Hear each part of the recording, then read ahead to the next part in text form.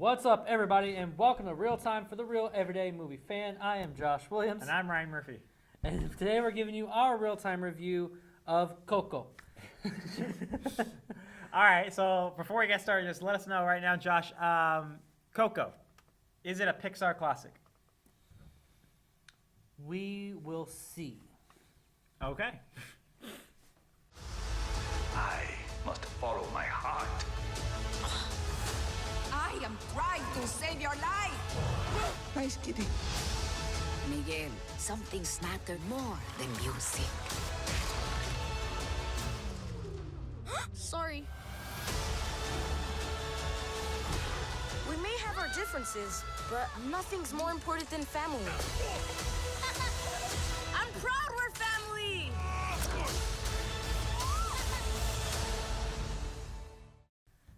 All right, everybody, here we are with our review of Coco. Now, this is going to be a running theme for the next few videos because I haven't gotten out to the theater in a while. We're going to do, I think, 3 videos that only Josh has seen. Josh does work at a movie theater, to be fair, but you went to go see Coco. Go ahead and tell. First of all, say Coco. So there's a lot of people, but the names that people will recognize or that I recognize, and therefore I'm projecting that on everyone else, are Gael Garcia Bernal, Benjamin Bratt, Gabriel Iglesias, Fluffy, and Edward James Olmos. The main character is Anthony Gonzalez, who plays Miguel, the main character. And I'll just go ahead and jump right into it. Now, you saw me, I said before, we'll see. That doesn't take away the fact that I did love this movie. This was, it hit every key that every other, Disney Pixar movie has done in the past. Just like Moana, just like everything.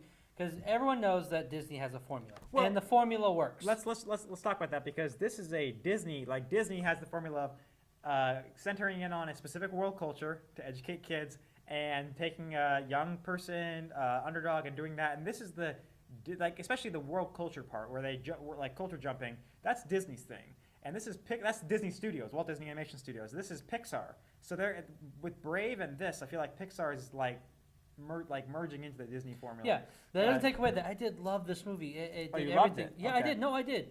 I'll get into sounds like I was passionate, but I did love it. I walked out of the movie happy and really thrilled about it. I'm still gonna give it probably a 9 out of 10. 9 out of 10. Wow. No, it doesn't take away that. Like I said, the only things that I noticed were its formulaic tendencies with everything it's done in the past. But like I said, Disney has a formula. Disney, Pixar, whatever. It doesn't matter. Works. It works. It really does. You have a kid who wants to be something, or they want to be something for themselves, but their parents or family doesn't want them to be, and they have an animal sidekick of some sort, and they kind of go on this, this coming of age journey. They go on this magical coming of age journey that helps them get to where they want to be in life, and it turns out, everything's happy and happy at the very end. It works, but at the same time, it's a little starting. bit tiring. It's starting to dawn on me a little. But then again, it's hard for me to say that because they've done this since the '90s or since whatever. Since like 37. Yeah, since it's been that way for a long time. But at the same time, I'm hoping for something where it doesn't. I'm hoping this trend doesn't continue in the future with their future Pixar films or future Disney films, where it's going to be the same exact structure of a film the entire time. What happens is they have the same story, they have it set here, and they look at a world map and they throw a dart. No. God.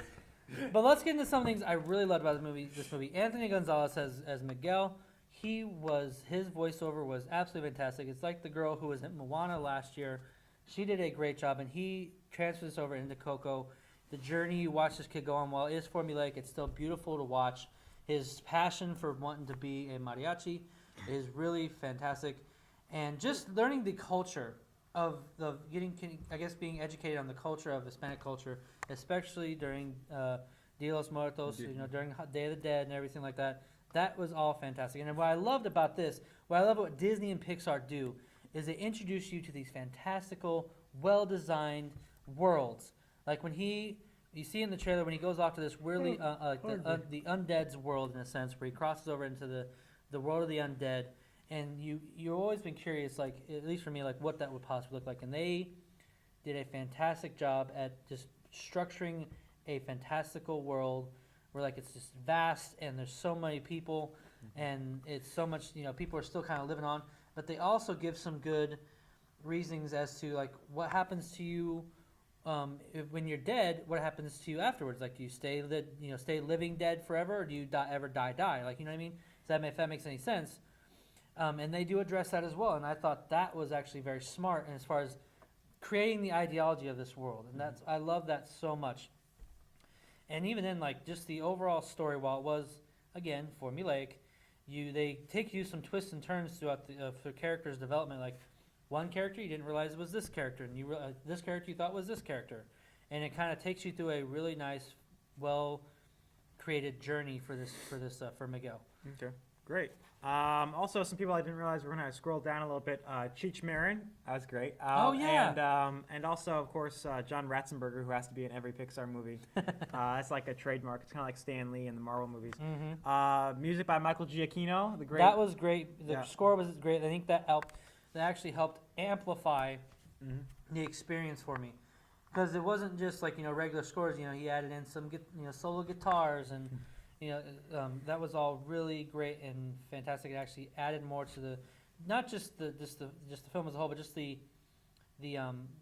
creating the culture within it. Does that make sense? Yeah. Kind of like what they did with Moana. It's almost exactly just like it. With everything they do. I mean, they get into the music. Moana was so great. It was definitely Polynesian music, and this. I mean, you're saying that the Michael Giacchino, obviously not Mexican, but Michael Giacchino does a great job at adapting all that and making a Mexican musical world. Absolutely. And awesome. it kind of, for anybody who is Hispanic who goes to see this movie, it actually encapsulates the culture of the Hispanic community very well. I think they have kept it very organic in that sense, minus the fact when they go to the land of the dead. But like when he's like in his family with his town, like how important.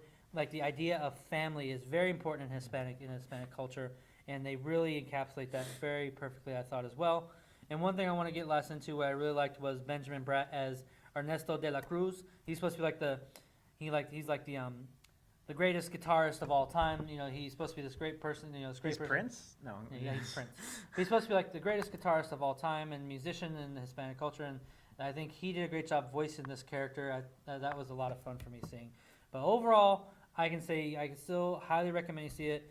Yes, it is formulaic, and that was the only small problem for me, which we made it a 9 out of 10, because it had tropes where you kind of know what's gonna happen at the end. You know this is gonna happen, this is gonna happen. There was a couple surprises for me, but that was besides that was the only bad part. But besides that, the world building, the characters, the story, the feeling, the magical feeling that it always gives you when you watch these movies is why you want to go to the theaters to see this, and I think you'll have a great time. All right, awesome. That'll do us for today, folks. What did you think of Coco? I'm looking forward to seeing it when I can myself. Please leave your comments in the section below, and like and subscribe to our channel so you can see more of our great content in the future. Great content, that's kind of whatever. Yeah. And until next time, I'm Ryan Murphy. I'm Josh Williams. And thank you for keeping it real with ReelTime.